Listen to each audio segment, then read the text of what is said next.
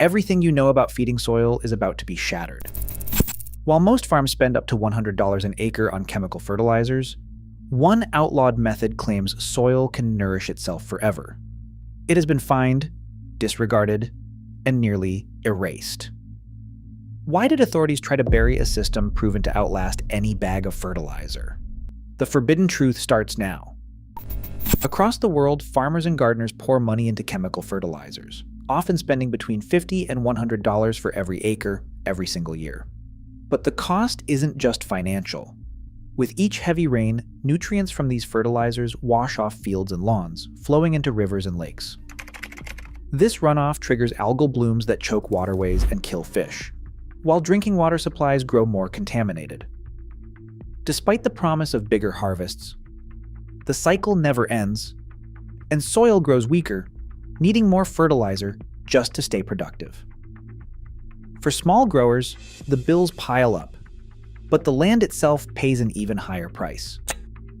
The promise of endless bounty becomes a trap, locking growers into a system that depletes the very ground they depend on. The pressure to find a better way has never been greater. High in the Austrian Alps, Sepp Holzer set out to prove that nature could outsmart the fertilizer industry.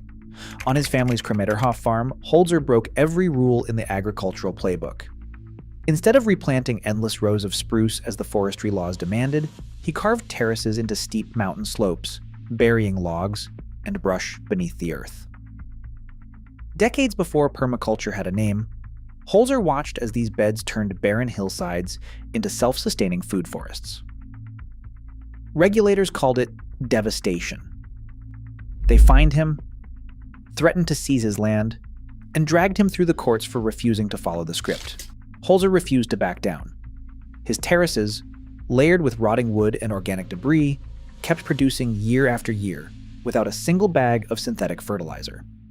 The method, rooted in old European traditions, earned him a reputation as the rebel farmer.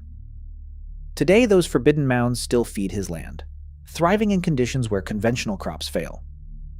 In a quiet city backyard, a gardener stands beside a pile of scavenged logs and branches, ready to build a self-feeding mound from scratch. The dimensions are simple, a rectangle about 2 meters long and less than 1 meter wide.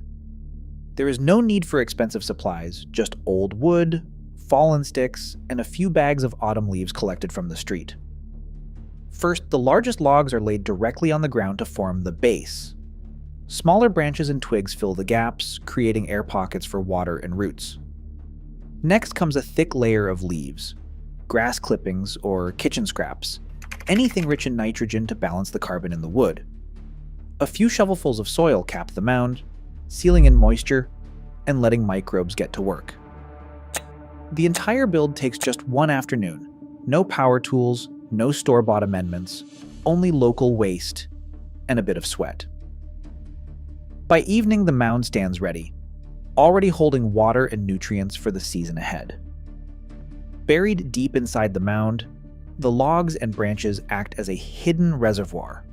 When it rains, the wood soaks up water like a sponge, holding moisture long after the surface has dried. By the third year, irrigation becomes nearly unnecessary, even during hot, dry spells. As the wood breaks down, a whole underground world comes alive. Fungi and microbes colonize the rotting core, breaking down tough fibers into plant-ready nutrients.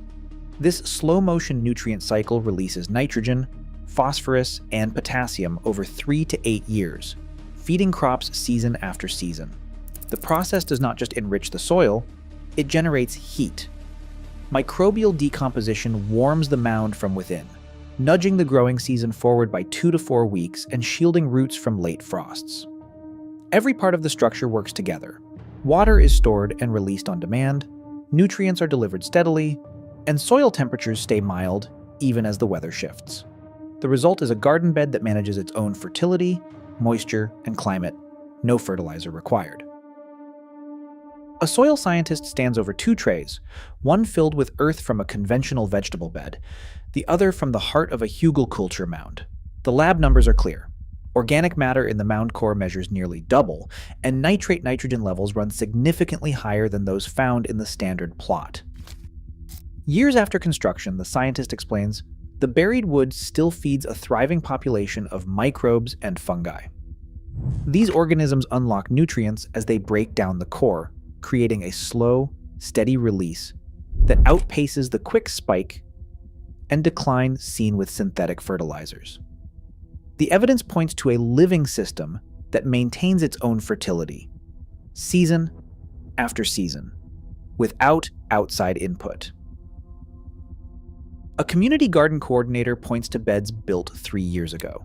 Yields doubled compared to neighboring plots, even through last summer's record heat. On a mountain orchard, a farmer digs into a mound that stayed moist after weeks without rain. Yet not every city welcomes these mounds. Some gardeners face pushback from homeowner associations and city codes, forced to defend their earthworks as more than just wood piles. Right now, chemical fertilizer runoff contaminates more than 400 dead zones worldwide, but living soil needs no rescue. The real question, will we let nature heal, or keep feeding the problem? Share your thoughts below.